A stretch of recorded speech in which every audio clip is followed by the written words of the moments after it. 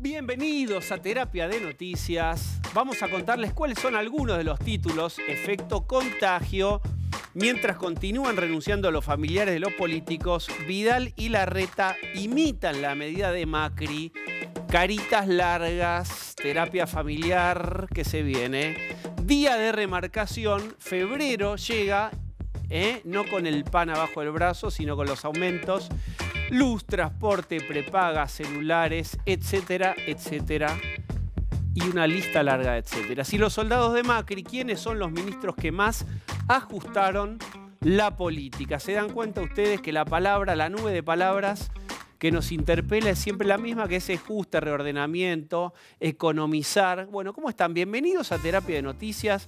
Vamos a decirles que efectivamente hay como un efecto contagio y hay muchas caras largas en familiares que no pueden creer a esta altura del año 2018 que tengan que abandonar sus lugares por culpa de un audio. Como decíamos ayer, no hubo canción del verano, pero hubo audio del verano y ustedes fíjense el poder de la viralización, que lo que se infectó y se viralizó generó esta epidemia en donde hay renuncias de todo tipo. Renunció, por ejemplo, el papá de Rogelio Frigerio al directorio de YPF. Veremos, analizaremos, hasta incluso muchos kirchneristas que están diciendo esto es una exageración, es casi demagógico. Bueno, muchas opiniones y sobre todo lo que hay es algunas conductas impulsivas. Recuerden siempre que si van a tuitear o van a usar redes sociales, tienen que desenganchar el cable emocional con los dedos porque pueden pasar cosas tremendas.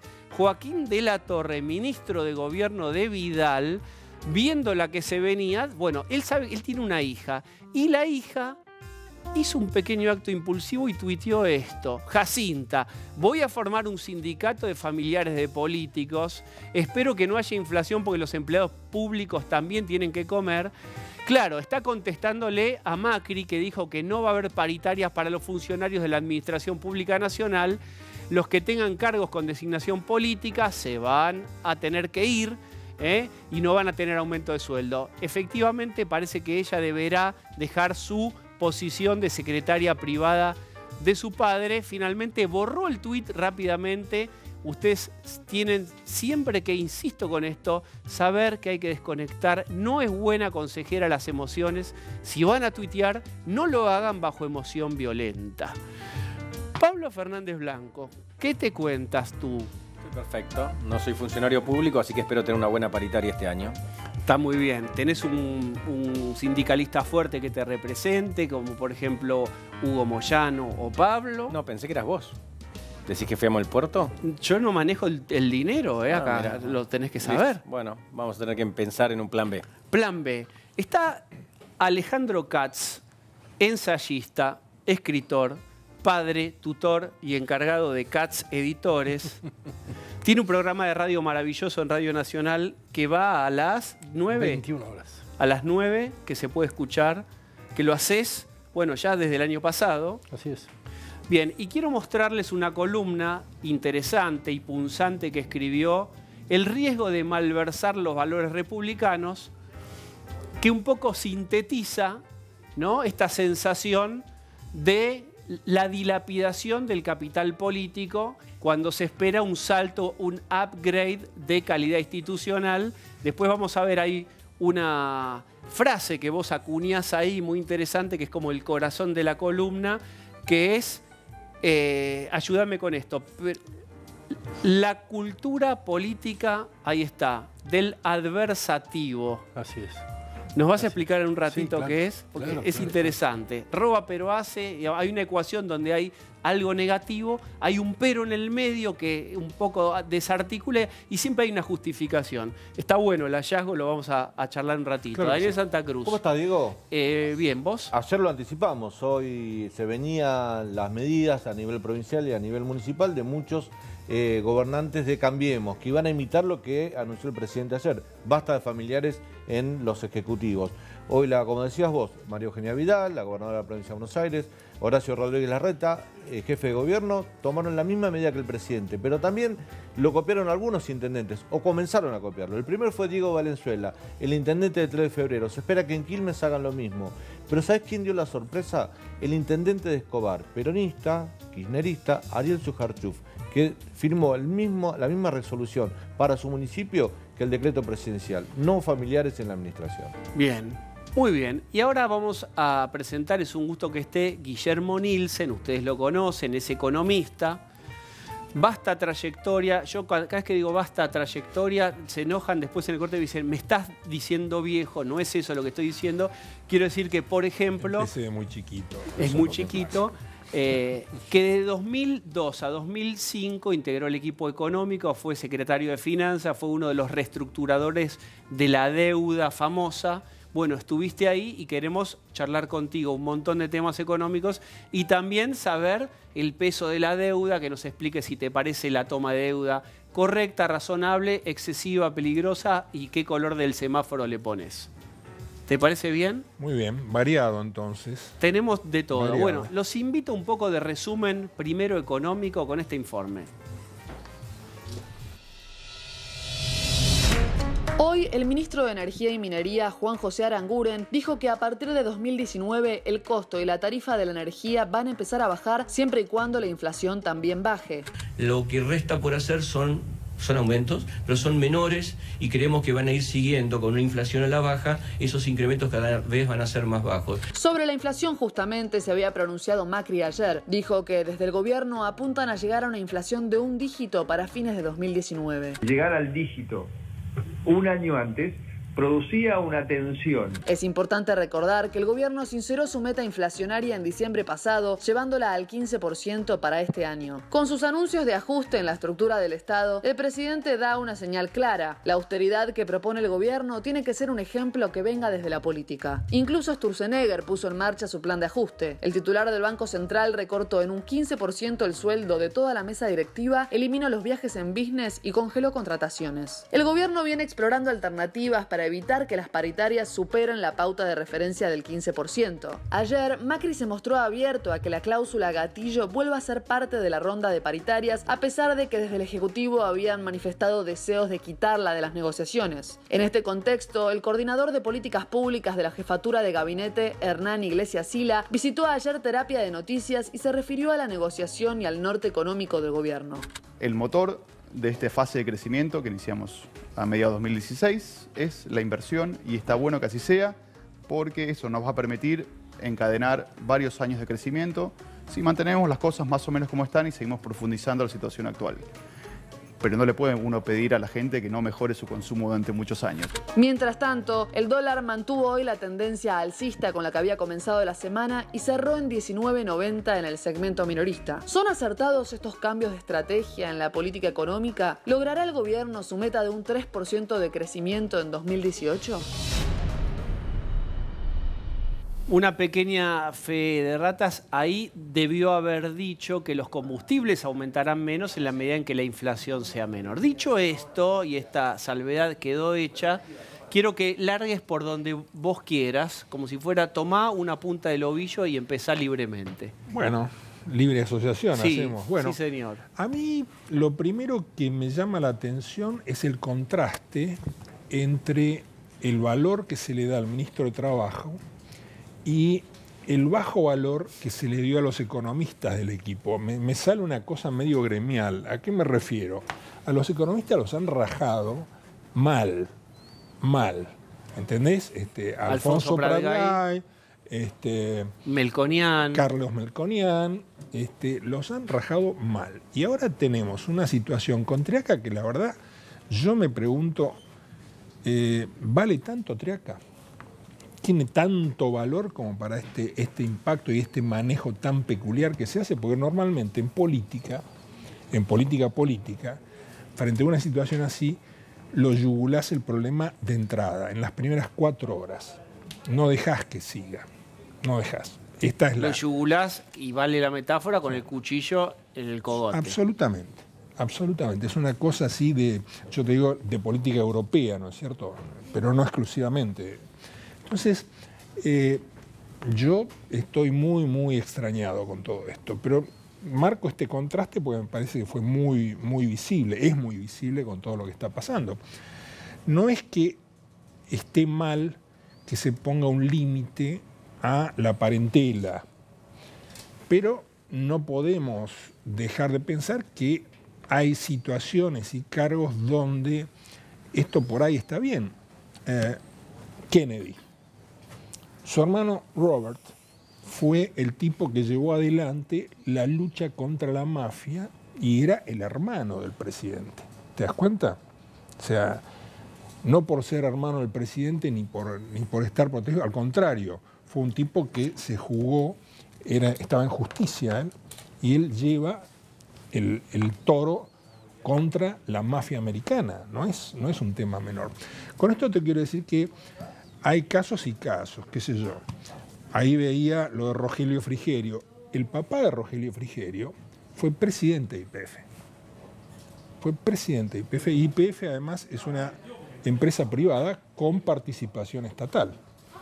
¿No es cierto? Pero es ante todo una empresa privada. Me parece que, bueno, hay una especie de peste de transparencia y de cosa victoriana, ¿no? Pero perdóname, digamos, uno también se sorprende como esta cosa de que sacudieron el árbol genealógico y de repente cayeron muchos más parientes de lo que parecía que estaban ahí. Uno se enteró de un montón cayeron. Decís, estabas ahí adentro en la copa, en el follaje escondido. Yo no niego la capacidad de muchísimos de ellos, pero también era cierto que sorprendió en la cantidad, ¿no? No, estamos de acuerdo en eso, pero digamos, no sé, trato de ser coherente con esta cuestión. A mí no me gustan las sobreactuaciones, pero no, en este caso, ¿no es mejor sobreactuar la transparencia que negarla, que evitarla, que mirar para otro lado? Me parece que después de todo termina siendo una buena noticia. A mí no me parece mal, pero tampoco estoy en una posición, de acuerdo a la experiencia, a las cosas que he visto, a lo que estoy contándoles de Kennedy, no me rasgo las vestiduras y hago como que esto tiene que ser así. No.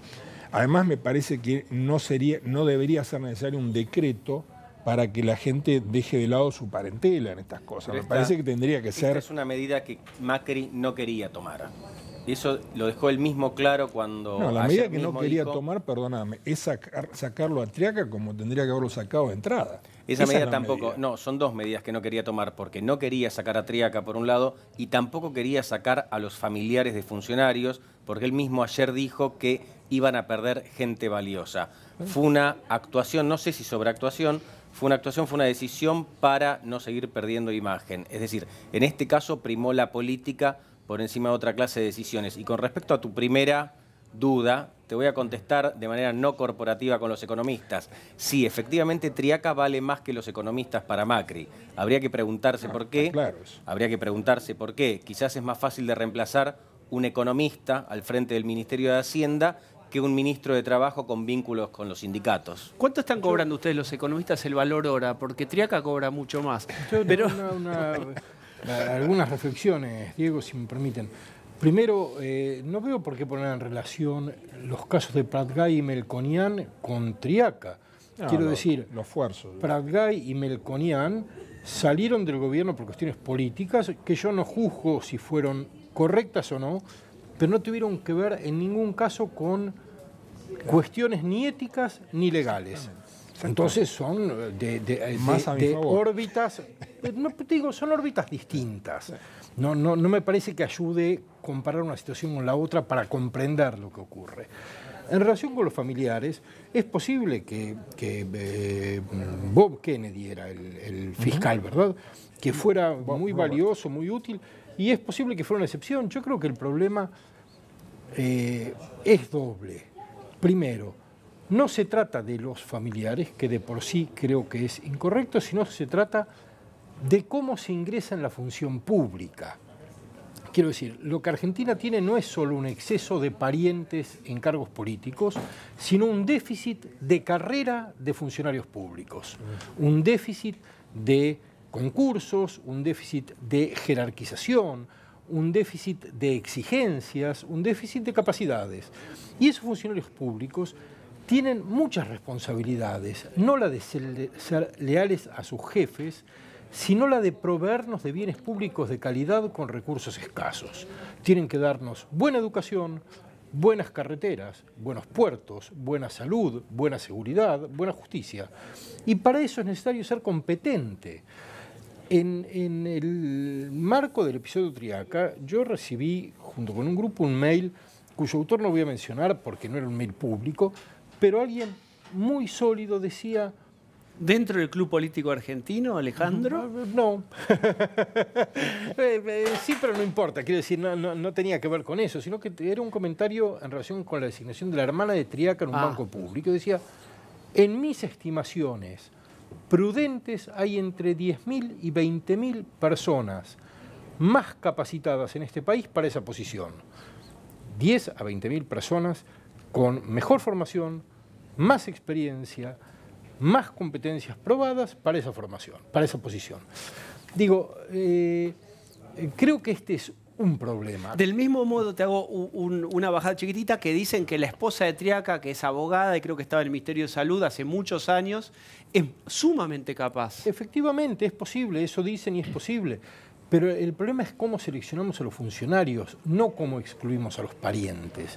Y el otro punto es esto del nepotismo, que sin duda es importante, simbólica y políticamente importante, es una de las dimensiones de la ética pública y no la principal. Hay problemas de conflictos de intereses, hay problemas de tráfico de información, hay problemas de influencias cruzadas, hay problemas de lo que en la teoría llaman la puerta corrediza, la puerta giratoria. Digo, hay muchos problemas. No creo que debamos concentrarnos en este. Los problemas de transparencia y eficiencia del sector público argentino siguen siendo muy graves. Pero, a ver, si yo puedo sintetizar esto, y a lo mejor lo voy a empobrecer, en el sí y no y el blanco y negro. Si el gobierno quiere recuperar capital político porque se dice que perdió entre 8 y 10 puntos, esta medida de los parientes y etcétera, ¿le da la posibilidad de recuperar? Y a vos en lo particular, y extiendo la pregunta, ¿a vos te gusta o no te gusta esta medida? ¿O esperabas más o menos? No puedo decir cuál es el efecto sobre la opinión pública, no tengo herramientas para saberlo, intuyo que tiene que ser positivo, pero no sé cuánto impacta. Yo siempre espero más. Quiero decir, nuestro deber como ciudadanos es esperar más, es estar satisfecho con lo que se hace cuando es correcto, pero ser exigentes. Tenemos que ser exigentes con los gobiernos, porque ayudamos al gobierno y ayudamos a la sociedad siendo exigentes y no complacientes. Y creo que, una vez más, tenemos que poner esto en el marco de una problemática muy compleja que vincula organismos de control, de auditoría, de selección de funcionarios, de influencias, de información y de conflictos de intereses. Creo que eso es la discusión, parte de la discusión sobre la ética en el Estado. Vamos a ir llegando de a poquito después a tu artículo donde aparece la frase que sintetiza, viste, ahí pescaste un concepto, ¿no? Como una idea que está buena. No, yo le quería... pero anda con él y después volvemos a... preguntarle tanto a Alejandro como a Nielsen sobre esta decisión del presidente Mauricio Macri. Yo no sé si va a repercutir electoralmente o en la imagen positiva del gobierno, pero sí entiendo que va a repercutir positivamente en la sociedad porque hay muchas provincias, muchos municipios en el interior donde el nepotismo está a la orden del día. Y a lo mejor ahora que se instala esto en la agenda pública y en los medios de comunicación y estamos debatiendo alrededor de esto, estas sociedades que se acostumbraron a ver el nepotismo en el poder local con el cual convivían, ahora se pueden poner en una posición más inquisidora sobre ese poder. No, está bien, yo estoy de acuerdo con esto, pero no dejo de ver la paradoja de que todo esto está hecho cubriendo algo que estaba mal, que está mal. Bien. Entonces me parece que en esta discusión, si los economistas, me parece que estamos tapando un hecho desde el punto de vista ético y legal complicado. Bien. Vamos un ratito a pasear por la economía, que es un jardín que florece, pero muy poquitito, pero con espinas. Con espinas. Florece con espinas. Yo quiero citar una frase tuya. Mirá qué frasecita, el otro día das una nota y dice Nielsen, esta frase que no es feliz, se está fogoneando ingredientes que van a llevar a un fracaso económico. Charlemos de... ¿Por qué no es feliz? Porque nadie está contento de que vamos hacia un lugar que no es el maravilloso. Bueno, no. Hablemos de esa frase. ¿Cuáles son los ingredientes que vos ves que se están fogoneando que tienen final no feliz? Mirá, un poco vos cuando me planteás medio la agenda y hablar de la deuda, si la deuda sí, la deuda no, si el nivel de deuda, vos me estás metiendo en algo a lo que yo aludía. Dale. Yo estoy aludiendo, en primer lugar, a que el nivel de deuda es muy alto, que es un momento delicado en los mercados internacionales. Ayer y hoy fueron días malos, no es para que haya pánico desde ya de ninguna manera, pero no es la situación, digamos, de viento a favor que el gobierno tuvo en los últimos 2 años y medio, y en realidad también lo tuvo el gobierno de Cristina Fernández. Lo que pasa es que no supo usarlo, ¿no es cierto? Por anteojeras ideológicas no supo usar un momento muy bueno de los mercados internacionales. Bueno, los vientos están cambiando, las tasas están subiendo, los bonos de todo el mundo están cayendo, y los rendimientos están subiendo tanto en Estados Unidos como en Alemania. En Alemania, por primera vez en 6 años, los bonos tienen rendimiento positivo ahora, cuando venían con rendimiento negativo. ¿Y qué implica eso? Eso implica que el esquema con el cual el gobierno se ha instalado de financiamiento internacional para una transición muy despacio, digamos, para el famoso puente para que no haya un costo social grande. El costo social, etcétera, etcétera. Bueno, ese puente objetivamente se está achicando internacionalmente. No le va a resultar tan fácil, tal como vienen las cosas a la Argentina, seguir endeudándose como venía endeudándose. Porque va a ser más cara la toma de deuda, por eso. Mira, es cara y también hay cosas que dejan de ocurrir. No es solamente que la deuda es cara, hay momentos donde la deuda se para o tal cosa no se financia. Entonces, qué sé yo, en este momento, por ejemplo, el gobierno está muy jugado a las PPP. Y las PPP tienen una pieza clave. ¿Qué es PPP? PPP, participaciones público-privado. O sea, hoy se lanzó, creo que son 2.900 kilómetros de autopista por peaje, etcétera.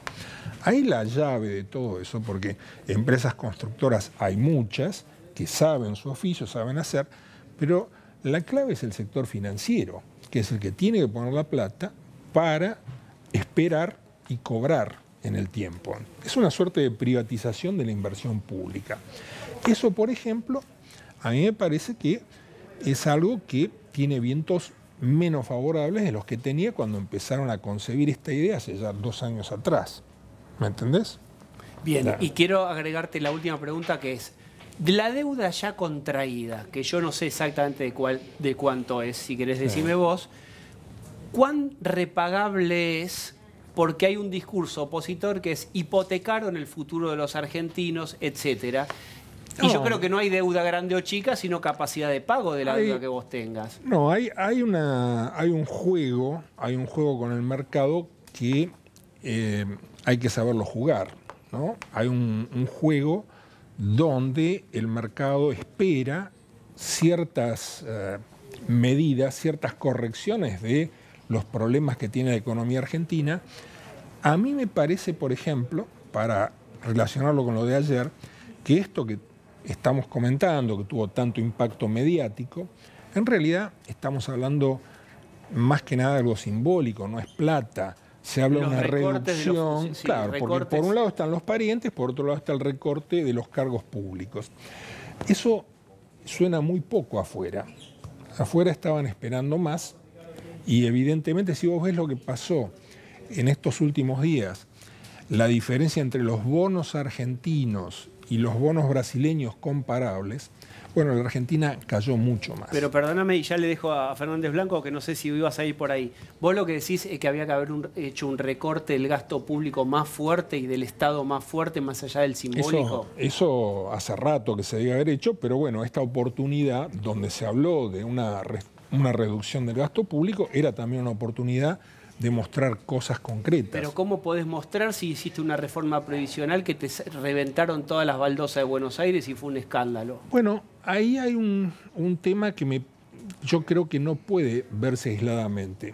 Por un lado, no hubo una estrategia y no hubo un buen diagnóstico del principal rubro de gasto público, que es el sector previsional, 45% del gasto público.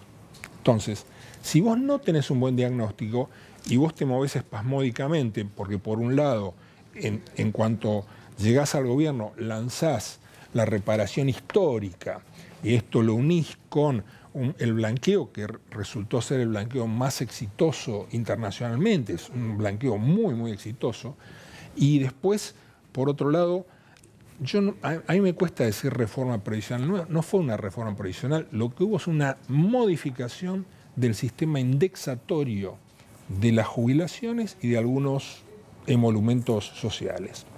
Es eso, no es una reforma previsional como sería necesario hacerla. Pero, ¿me entendés? Por un lado, te largaste a la pileta con algo que significó 1,5 puntos del Producto Bruto y que deja hacia el futuro un aumento del gasto de 1 punto de Producto Bruto, como es la reparación histórica, y a los pocos meses estás con esta batahola porque no tuviste una estrategia y una cosmovisión de lo problemático que es el tema jubilatorio. Guillermo, ¿vos qué harías? Porque vos decís achicar el gasto público. El tema jubilatorio ya pasó, no creo que vuelvan sobre eso ahora. ¿Por dónde achicás el gasto? Mira, esa es la pregunta más que molesta. Se hace. No, porque ¿sabés qué sucede? Te digo, desde el gobierno, cuando estás en el gobierno y cuando tenés que trabajar sobre el aparato del Estado, hay una tarea que es de picar piedras y es donde tenés que ir renglón por renglón, dependencia por dependencia, pero siempre hay margen para esto. Los expertos en presupuesto, que no son tantos, saben cómo hacer estas cosas. Ahora, si vos tenés antes de eso una decisión política de no tocar nada, o más que no tocar nada, aumentar el gasto social, como si el gasto social fuese la solución al problema de la pobreza, cuando no lo es, lo único que soluciona el problema de pobreza es el crecimiento económico, no es el gasto social. Pero bueno, entonces ahí tenés que ataste de pies y manos a los que tienen esa responsabilidad. Alejandro Katz, ¿se te ocurre algo respecto a esto? Vamos a volver a tu artículo y demás, pero siempre estamos como girando yo creo sobre la cuestión de cómo se reactiva la economía, cómo se recorta el gasto, yo creo, el drama Diego, social. Diría 2 o 3 cosas muy sencillas. La primera es recordando a un gran economista que fue a la vez un gran lector de la sociedad y un gran conocedor de las ciudades latinoamericanas también, Albert Hirschman.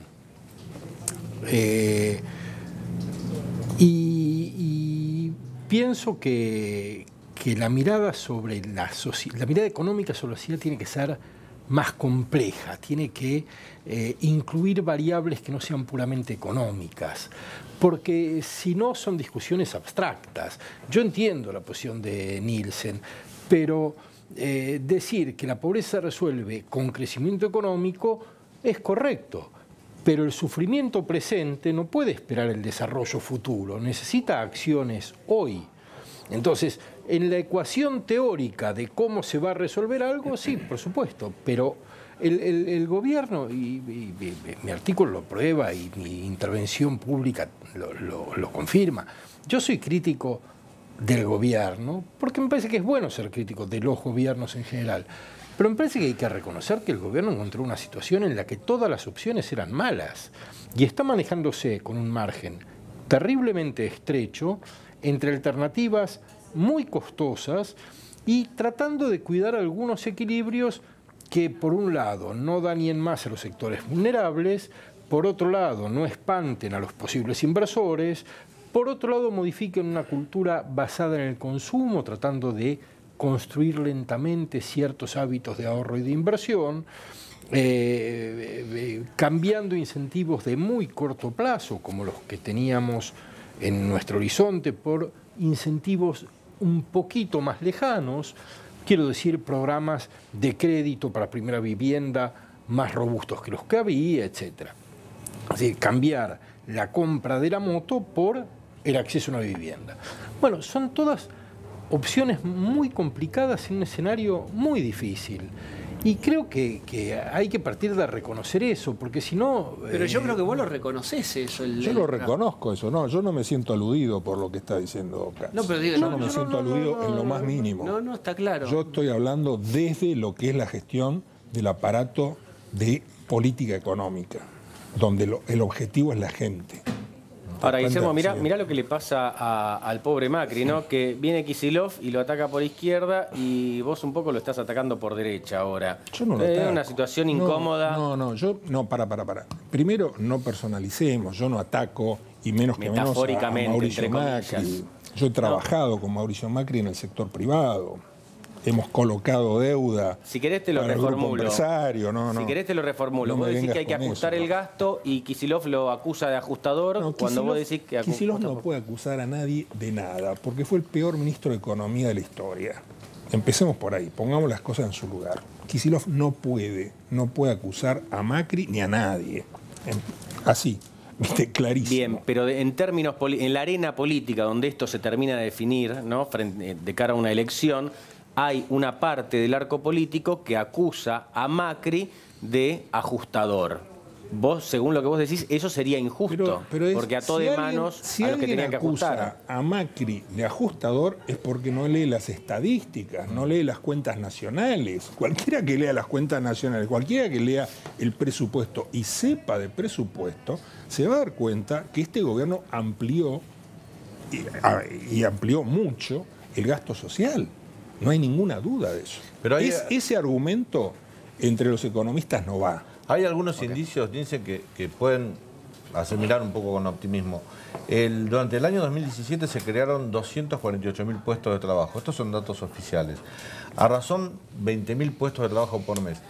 Cuando el gobierno de Cristina Fernández de Kirchner creaba 20.000 puestos de trabajo por mes, 22.000 exactamente, ese es el cálculo, 11.000 eran del sector público. Del sector público. Ahora Macri crea 20.000 puestos de trabajo por mes, de los cuales solo 3.500 son del sector público.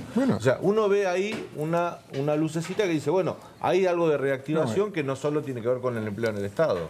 No, indudablemente el camino pasa por empleos privados, no por empleos públicos. O sea, estamos con un nivel de presión tributaria absolutamente Pero ahí tiene exagerado. un dato positivo, entonces. No, hay un dato positivo. ¿Cuál es el dato, digamos, no positivo, parafraseando a nuestro ex vicepresidente? O sea, es un tema de velocidades, es un tema de diagnósticos. Hay cosas que, como vos decías, no se puede volver para atrás. El tema previsional, el tema laboral, no se puede volver para atrás. Pero hay cosas donde me parece que al gobierno le falta el espacio de reflexión de cómo encarar ciertos temas que, como muy bien dice Katz, son muy difíciles. Es un momento muy difícil y, por lo tanto, lo que se requiere es encararlos concienzudamente. La conferencia del día 28 de diciembre, por ponerte un caso, es increíble. ¿Cuál te refieres? La que cambiaron la meta inflacionaria. Vos, de tus épocas del diván, donde tenías un costado interpretativo, eso es más, entender eso es más para un psicoanalista que para un economista, porque desde el punto de vista económico es un error grave. Fue un error grave. ¿Por qué? Contalo. ¿Por qué tu percepción es que es grave haber relajado? ¿Recuerdan todos que fue cuando dijeron no vamos a 15, no va a ser de 15, o era de 12 y pasaron a 15? No va a ser 10, va a ser 15 entonces. Y no va a haber no va a haber un espectro, digamos, con un límite superior y un límite inferior. Va a ser del 15. Entonces, ¿qué significa eso para vos? Significa que un gordo que está haciendo dieta va al sastre y le dice, mirá, no llego, necesito 2 talles más. No, gordo, tenés que largar con los ravioles, tenés que comer un bifecito con ensalada. Hay gente que se ríe en el control porque se siente aludido. Eso es ajuste, como dice Pablo. Hay gente que lo tomó literal, Nielsen, esto. Bueno, Dejar de comer ravioles, comer ensalada porque es el ajuste. Traté de dar un ejemplo de la cotidianidad está bien, sí, nuestra, digamos, no, todos. está clarísimo. Ahora está bien, está llegando al final de enero, pero las conversaciones en diciembre... Yo sé a dónde vas y te voy a servir un plato. Póngame, cuando lo tengan, lo que dijo Hernán Iglesias Illa sobre las paritarias y la importancia del consumo. Cuando lo tengan, me avisan. Vamos, lo Mientras esperamos. tanto, te digo una cosa, y yendo a esto de que el psicoanalista, cualquier cambio de esos que tendrías que haber hecho, no se tendría que haber hecho de esa forma, con una conferencia de prensa, y no se tendría que haber hecho en ese día. La prioridad en esta etapa eran las paritarias. Vos no tenés que armar lío en materia de precios. Y lo que hicieron fue pegarle un salto al dólar a 19,40. Ese día pegó un salto a 19,40 y desde entonces estamos que no sabemos, pero lo que está claro es que hay mayor incertidumbre en la economía. Y la incertidumbre significa mayores precios. Sí, claro. No soy economista, pero intento entender, trato de entender y de informarme. Lo que yo veía era que había metas de inflación muy estrictas, que no se estaban cumpliendo, pero que simultáneamente estaban produciendo una contracción fuerte de la actividad económica o dificultando la expansión de la actividad económica e induciendo un tipo de cambio que afectaba la capacidad exportadora de algunos sectores de la economía muy sensibles, economías regionales, etc. Creo que lo que intentaron hacer fue corregir los efectos negativos de la búsqueda de una reducción de la tasa de inflación que no conseguían, con consecuencias sobre la actividad económica y el consumo. Y decirle a Sturzenegger, bajala. A ver, ¿qué decís de eso? Es bastante más complejo que eso. Bueno, pero en términos esquemáticos no hay algo de eso. ¿Las tasas altas frenan la inversión? Mira, las tasas altas indudablemente enfrían la economía y ahí me parece que han jugado cosas donde seguramente costó convencerlo al presidente del Banco Central. El presidente del Banco Central además tiene una protección institucional muy fuerte, es el único miembro del directorio del Banco Central que tiene acuerdo del Senado, y recordemos que la remoción de presidentes anteriores con acuerdo del Senado terminaron desastrosas. Pedro Pou, que fue removido al final de la Rúa y después vino... Bueno, Redrado fue el otro. Y Redrado fue el otro. Abajo un colchón ahí. El más cercano fue Martín Redrado, pero digamos lo de Pou fue todavía mucho más traumático. Redrado pasa en medio de una economía que ya sufría cuestiones muy traumáticas por varios lados, ¿no es cierto? El cepo, etcétera, etcétera. Pero te quiero decir, ahí me parece, estoy seguro, ¿no?, que esto se tendría que haber manejado de otra manera. Se tendría que haber manejado de otra manera, no en una conferencia como esa, cuando las filiales de las multinacionales, que son muchas en Argentina y dan mucho empleo, estaban cerrando balance, y son balances bimonetarios. Y les complicaste la vida de una forma, ¿viste? En fin, hay una cantidad de sutilezas en esto que hay que tener cuidado. Pero más allá de eso, y retomo lo que planteaba Alejandro, ¿qué pensás vos de que una meta de inflación un poco más laxa también hubiera generado cierto consumo y sensación de bienestar en la sociedad que viene acostumbrada a que la inflación no es mala palabra porque después me la compensa, o mi actividad porque remarco, o la paritaria? Crees que te la compensa, pero la realidad es que la declinación argentina de los últimos 75 años, la mediocridad económica en que estamos metidos, es en buena medida una resultante de la inflación. Hubo pocos años en los últimos 75 años con inflación moderada o sin inflación. El último periodo, la convertibilidad, sí, el 1 que tuvo, pero si te vas un poquito más atrás, qué sé yo, la última etapa de Onganía, con Dañino Pastore, por ejemplo, tuvo una inflación mucho más. ¿Pero vos no crees que Macri está comprometido con la baja de la inflación? Más allá de esta revisión Macri de las... verbaliza este tema. Hoy estuve viendo una encuesta que recién salía de opinión pública. El principal problema de las familias argentinas es la inflación. Entonces, necesariamente esto hay que usarlo. Ahora, ¿Hacer eso ayudó a bajar la inflación? No, no lo ayudó. No lo ayudó. Pero yo no estoy bajó de de 40 a 20 a No, 27. hacia el futuro, a este año, bajarla al 15, anunciar que bajas al 15. Yo no estoy de acuerdo con y esto es un tema muy técnico, muy de política monetaria, yo no estoy de acuerdo con las metas de inflación en una economía como la Argentina, donde tenés todavía que recuperar tarifas, tenés todo en movimiento, no es fácil. Tenés una inercia que te dificulta. Vamos a seguir, vamos a hacer un corte ahora, pero vamos a seguir después con la cultura política del adversativo, que hay ahí un concepto que ha definido y ha generado Alejandro Katz, que está muy bueno para como clave de lectura de algunas cuestiones de la realidad, y después te peloteamos con el dólar, si 20, si es el menú que sabemos todo. Ya venimos. Pues muy bien. Vamos a revisar ministerio por ministerio cuáles fueron los que más hicieron los deberes y ajustaron. Pablo Fernández Blanco. Muchísimas gracias, Diego. Y acá tenemos a los primeros de la clase, ¿sí? Mauricio Macri pidió que se recortara el gasto en la política y estos son los ministros que, según la información que tenemos, mejor lo cumplieron. Acá a la izquierda tenemos dos, en realidad, que son los primeros de la clase. Por un lado, Andrés Ibarra, ministro de Modernización, y Marcos Peña, jefe de gabinete. No podía ser de otra manera. ¿Por qué? Porque ambos trabajaron juntos este recorte de la política. Recordemos que Macri pedía una baja del 25% en la plantilla de gente designada por justamente los ministros. Es decir, no la planta permanente, no quienes vienen de universidades, sino los que son directamente colaboradores de los ministros. ¿Cuánto recortaron? ¿Cuánto pasaron la tijera? Diego, 38% ambos.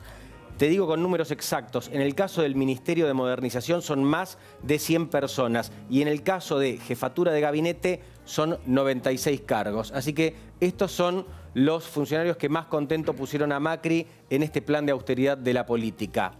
Nicolás Dujovne, ministro de Hacienda, que uno de los primeros días en que estaba estrenando el despacho, dijo: vamos a mirar muy pero muy finito el gasto, como le gustaría a Nielsen, por ejemplo. Recortó 31,5% la plantilla de gente que viene de la política. También por encima del promedio, digamos. El promedio era 25, entre 20 y 25 en realidad. Dujovne estuvo por encima. Patricia Bullrich, ministra de Seguridad, 30%. También por encima del promedio, y Juan José Aranguren, 23,5%. Los demás por ahora están teniendo algunos problemas para disminuir la gente que, recordemos, es designada por el propio ministro, es decir, son los cargos que vienen de la política y no tienen nada que ver con los funcionarios que hace tiempo, en realidad, sí, los empleados del sector público que hace tiempo que trabajan allí. Muy bien, Pablo, gracias. Y volvemos ahora un ratito con la columna de Alejandro Katz, que tiene, la vamos a ver ahora, ahí está. Quiero llegar a un concepto, que es la cultura política del adversativo. ¿Qué es la cultura política del adversativo? Bueno, ¿qué es una construcción adversativa? Una frase adversativa es una frase compuesta de dos sentencias, una sentencia que es negada por la segunda o relativizada por la segunda. Un caso clásico en nuestra tradición es roba pero hace. Normalmente la primera sentencia es una sentencia u objetiva o conceptualmente más fuerte, y la segunda es una sentencia subjetiva o conceptualmente más débil. Por ejemplo, evade impuestos pero genera empleo. Bueno, en el de Triaca, contrata en negro, sí, pero es buena persona. Contrata en negro es duro, es objetivo, está jurídicamente tipificado. Es buena persona, es la opinión que algunos tienen de quien hace lo otro. Roba pero hace. ¿Cuánto hace como para justificar que robe? ¿Qué quiere decir hacer? Robar es algo objetivo, duro, tipificado, etc. Yo creo que es bueno tratar de apartarse un poco de las personas y los contextos y entender procesos y culturas, porque hay gestos muy metidos en nuestro modo de comprender y actuar sobre el mundo. Creo que este es uno de esos modos y que es un modo muy dañino para la política y para la sociedad. La justificación de lo que no se debe justificar con una estructura de este tipo. Yo te quiero plantear algo que algunos de nuestros televidentes piensan también y que lo sintetizan en algunos tweets. Supongamos, pues uno puede decir, ¿qué ensañamiento con lo de Triaca? ¿Ustedes recuerdan o al contrario, ustedes olvidaron de dónde veníamos, de dónde y aparece la lista de delitos enormes, de lo que fue una época en donde no se podía cuestionar a nada? Digamos, ¿cómo haces vos con aquellos que te dicen están exagerando, la vara está demasiado alta, recuerden de dónde partimos, van solo 2 años? ¿Qué le decís a los que te plantean esto? Yo creo que somos personas suficientemente complejas como para poder ver en perspectiva y ver de cerca, como para poder no perder la dimensión de los grandes hechos históricos, para no perder la posibilidad de poner en contraste unos con otros, de dimensionar unos y otros, de no juzgar con esa idea tan extendida según todos son lo mismo y todo es igual, etc. Creo que podemos, por un lado, no perder de vista las diferencias y, por otro lado, no perder de vista la importancia de los casos particulares más allá de la comparación. Hay cosas que están mal y no dejan de estar mal porque otro haya sido peor. Entonces, para entender la historia está bien saber de dónde veníamos y a dónde vamos. Y hace un instante yo dije, todas las opciones del gobierno eran malas, no tenía opciones fáciles para las decisiones de política económica, de política pública, etc. Lo reconocemos. Ahora, eso nos permite o nos obliga o nos dispensa a la hora de relativizar hechos y expresar nuestro punto de vista sobre ellos. Yo creo que no, creo que podemos saber cuál es la diferencia entre aquel gobierno y este y a la vez ser rigurosos con lo que pedimos y exigimos de los funcionarios. Alejandro, ¿vos considerás que la estructura retórica o discursiva del votante o del simpatizante kirchnerista y del simpatizante macrista es similar? No digo el contenido, digo la estructura de las cosas que dicen. Porque esto que vos hablás del adversativo perfectamente se aplica a un fanático kirchnerista o a un fanático macrista, como yo lo veo. Bueno, yo creo que sí, y por eso digo que hay un aire de familia en estas conductas que atraviesa distintos gobiernos, el anterior y este en estos episodios. Un aire de familia quiere decir, hay comportamientos que se explican no por la ideología, sino por el marco cultural en el que se producen. Una particularidad de esto que yo llamo, sin pretensión teórica, una cultura política del adversativo, una particularidad es que quien puede relativizar, es decir que es buena persona a pesar de algo, o que hace a pesar de que roba, quien puede decirlo es quien tiene el poder. Si yo no tengo el poder y evado impuestos, no puedo decir a la AFIP, pero genero empleo. Si tengo un empleado en negro y me agarran, no puedo decir, pero soy buena persona. Hay que estar en el poder, hay que ser el poder para que esta estructura funcione. Y eso hace que la sociedad siga dividiéndose, porque el argumento público tiene que ser un argumento que no dependa del uso del poder, tiene que ser un argumento igualmente válido para todos, tiene que ser recíproco. Uno sabe que el argumento público es de calidad cuando se puede usar independientemente del lado del mostrador en el que se está. Esta estructura es la estructura que usan quienes están en el poder y por eso es muy divisiva. Cuando el kirchnerismo enfrentaba una situación así, actuaba del mismo modo y los otros nos escandalizábamos. Ahora son los kirchneristas los que se escandalizan. Y además quienes lo rodeaban también jugaban a la idea de que cualquier crítica debilitaba el proyecto y llegaba a la derecha. Bueno, ese es otro recurso muy habitual, que es la relativización de la conducta pública en función de la utilidad de la acción. No es tan grave lo que pasa porque sancionarlo sería peor, sería hacerle el juego a los otros, o sería privarnos de alguien valioso para enfrentar una situación complicada, o sería... hay algo especulativo. Bien. En esta tarea de discernir, sobre qué fue el gobierno anterior, qué es este gobierno, hasta dónde puede exigir el electorado de Cambiemos. Hoy el presidente Mauricio Macri en la reunión de gabinete dejó una frase que un poco sintetiza esto.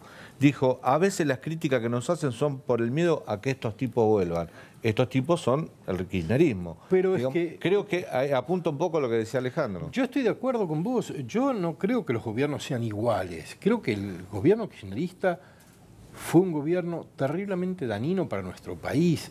Lo digo ahora, lo dije en momentos complicados para decirlo. Creo que este es un gobierno con el que uno puede tener más o menos afinidad, pero está actuando con responsabilidad cívica. Ahora, creo que una razón que justifica redoblar la exigencia es alejar prácticas que regresan muy fácilmente a la escena pública, porque son la tradición en la que nos hemos movido durante mucho tiempo. Está clarísimo. Guillermo, tenemos unos largos minutos finales para charlar contigo. No sé si querés agregar algo a esto. No. Y entonces quiero preguntarte, no sé si es correcto lo que te voy a plantear, pero se dice que un plan económico tiene rumbo y velocidad. Sí. No sé si está bien. No, pero si me lo compras, te pregunto si te parece que es el rumbo correcto y la velocidad. Lo compro. ¿Sí? Lo compro. Hay parte del rumbo que indudablemente es correcto. O sea, acá el modelo no es Venezuela, para ser muy gráfico. Ahora, la velocidad, la instrumentación, me parece que todo esto está en revisión. Y sobre todo, sería bueno que la revisión se haga domésticamente, que no dependa de que nos encontremos una mañana con la novedad que el mercado internacional no está tan proclive a seguirle prestando a una Argentina que se toma sus tiempos, y si Argentina se toma sus tiempos, el mercado internacional se toma sus tiempos. ¿Vos dirías que hay como un reloj de arena que corre y si hay que hacer las transformaciones porque este puente de crédito se corta? ¿En cuánto se corta? No lo pongas así tan dramático, pero efectivamente hay un reloj de arena, hay cosas, lo más escaso que tenemos es el tiempo. Realmente no se puede demorar cantidad de medidas porque el mundo sigue andando. ¿Te das cuenta? El mundo tiene su dinámica y esta forma de hacer política económica es absolutamente dependiente de que te sigan financiando. Bien. Pero no. Pará, dame un segundito. Sí, claro. Pero si la economía empieza a crecer en 2019, creció el año pasado, crece esto. ¿Cuánto? Este año, ¿Crece cuánto? Crece poquitito menos de 3, casi nada. Este año va a crecer menos que el año pasado, que ya fue realmente muy poquito. Pero crece. 2,8 el año, este año podrá ser 2,6. Es un poco temprano, pero digamos... Pero si seguimos esto al infinito, en algún momento vamos a tener que dejar de pagar plata. ¿Cómo no? No llegás. De pedir deuda. No llegás porque la dinámica de la tasa de interés, las tasas de interés son mucho más altas que las tasas de crecimiento rápido. Este crecimiento no me sirve para esta deuda. No hay tasa y tasita. Y la tasa más grande la tiene la tasa más grande, fíjate los bonos, los rendimientos de los bonos. O sea, este crecimiento no me alcanza para cubrir Pero con este crecimiento no pagamos. A ver, el gobierno compró una fantasía de que con crecimiento los grandes problemas que tenemos se van a ir diluyendo. El problema del peso del sector previsional en el gasto público, en fin. De la deuda. Pero eso lo decía Labaña también. No es así. Pero mira, no importa quién lo diga. La chicana es porque él perteneció al equipo de Labaña en su momento. Bueno, pero no me engancho en chicana, escúchame. Te lo digo muy sencillo. La tasa de interés es más alta que la tasa de crecimiento. Eso lo entiende, me parece, cualquiera. Pero la tasa de interés afecta a la deuda y la tasa de crecimiento afecta al conjunto de la economía. Quiero decir, ponderadas tienen un peso absoluto diferente. Mi estimado filósofo, cuando un modelo económico es pendiente de la deuda que tomas, la dinámica, yo a lo que apunto es a la dinámica, porque las preguntas van a la dinámica. Bueno, la dinámica no es favorable para seguir creciendo a menos del 3% cuando tenés que pagar tasas de interés. Mirá las LEVAC. ¿Cuánto estás pagando? O sea, en fin. Creo que la audiencia lo entiende. Con este panorama, te toca tenés la posibilidad de mover 2 palancas, 2 llamados, estás ahí. ¿Qué se podría hacer? No, en esa fantasía yo no me prendo. No. Sé lo complejo que es la toma de decisiones. Bien, hablemos del chico de tapa de siempre, que es el dólar. Sí, por supuesto. ¿Qué pasa con el dólar? ¿Hay una barrera psicológica? ¿Qué pasa si hoy casi tocó o pasó los 20? No es barrera psicológica, es la realidad educativa del argentino. El argentino está educado en un sistema donde el peso o las variantes, el austral, lo que haya tenido en su historia de vida, nunca fue una reserva de valor. Entonces, la reserva de valor es el dólar. Argentina es una economía bimonetaria y esto hay que entenderlo. No hay que horrorizarse, no hay que poner la gendarmería como se hizo en algún momento frente a las casas de cambio. Eso no sirve. Argentina es bimonetaria y cuando el argentino nota algo que no lo convence, nota, por ejemplo, que no va a haber una lucha a fondo contra la inflación, se vuelca al dólar. Bien. Como ustedes saben, se vuelca al dólar. Bueno, ahí está. No sé si se va a volcar a los kioscos que van a vender dólares. Ahora no hay más. Sí, ahora está bien o mal, muy cortito. ¿Está bien?